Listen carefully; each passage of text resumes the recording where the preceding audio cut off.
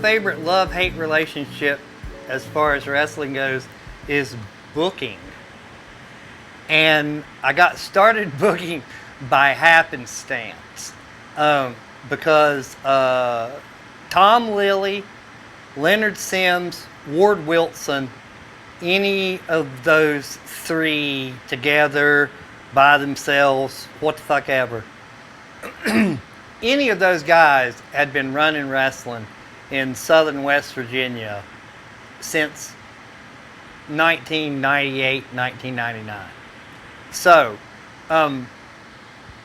most of the time back then, the booker had either been Scotty McKeever or had been War Machine.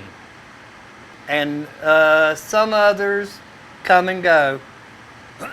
But those seem to be the two main ones that I remember. So, Scotty had been booking. War Machine came back. Scotty left. War Machine's booking. It's 2003. They're running every Thursday, maybe, in Bargain Park in Beckley. And War Machine comes back, and he had been on hiatus, and he came back, and there had been an influx of young wrestlers.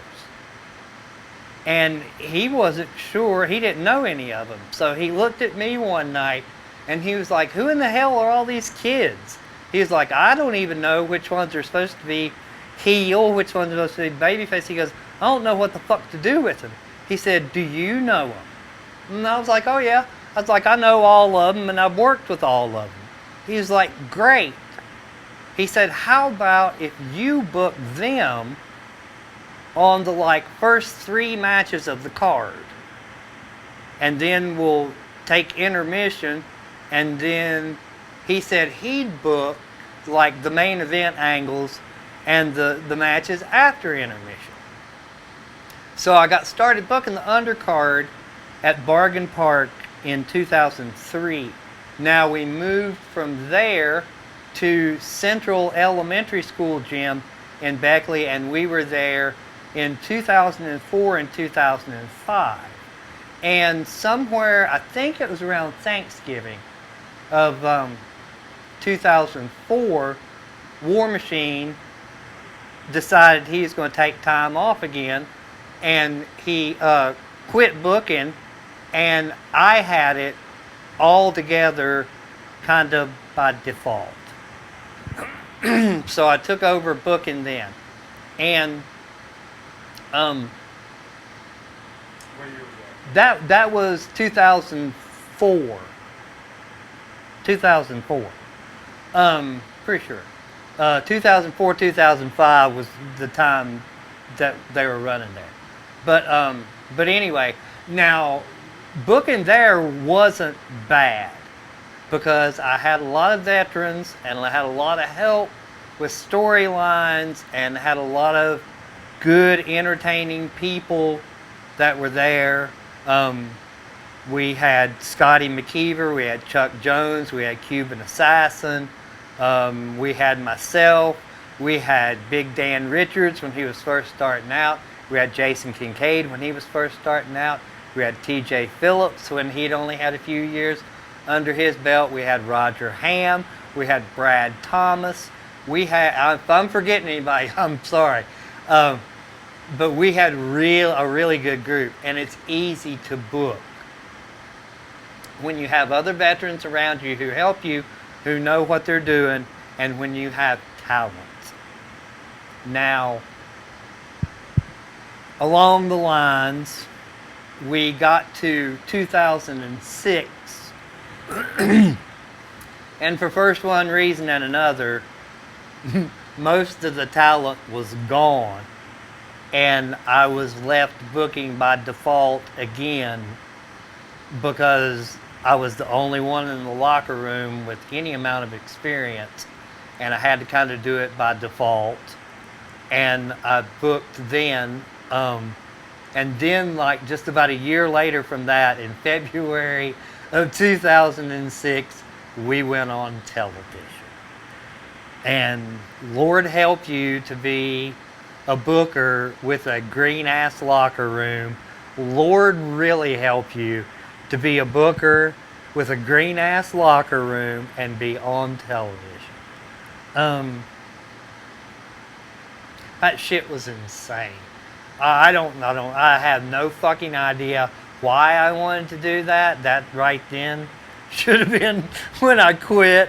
But I knew too this, that I knew that being in television for as long as I've been in wrestling, I knew that I was probably the only person there who could talk to the television people about wrestling and talk to the wrestling people about television. So I knew that it behooved wrestling in general if I hung around and booked the wrestling and helped produce the TV show. And I knew that I could cross-talk in between those two factions and make them understand each other. I booked from then up until about 2008, and honestly, I don't know how you can book for that long if you enjoy it. If you don't enjoy it, I don't see how you make it past year one unless you feel like you really have to. I quit booking in 2008. I haven't booked since then, except for maybe a time or two. I've helped out with people and stuff like that, which I don't mind doing. Booking today would be a lot different because, and we're talking no pandemic bullshit if we're back in our perfect world.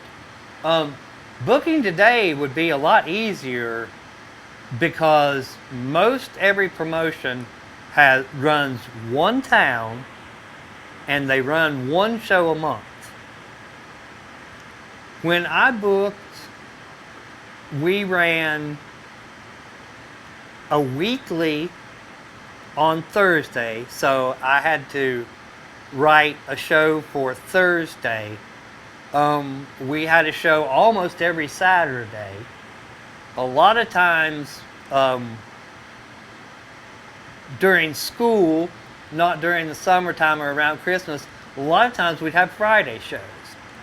So sometimes I'm writing 3 shows a week and plus writing TV on top of that.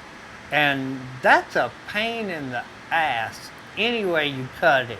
Even if you enjoy something like that, that's just doing it so much. I don't see how it doesn't burn out. Most every booker gets burned out. So by whenever it was in 2008 that I quit booking, I was burned out and I was glad not to do it anymore. And it made me an asshole, and it made me scream at people and yell at people and made me fire people that I like personally because I had to, because I was in a position of authority, and not because, you know, being a dick just because I was a person in authority. I had people over me too. I had a promoter over me who hired me as a booker who could fire my ass just as soon as he could fire any wrestler. So when I had to fire somebody, it usually came through the promoter anyway, and I was just told, hey, go fire so-and-so. So, wrestling. Booking today would be a lot different because there wouldn't be as much of it to do, but I still don't think I would want to do it. It's a major, major fucking headache.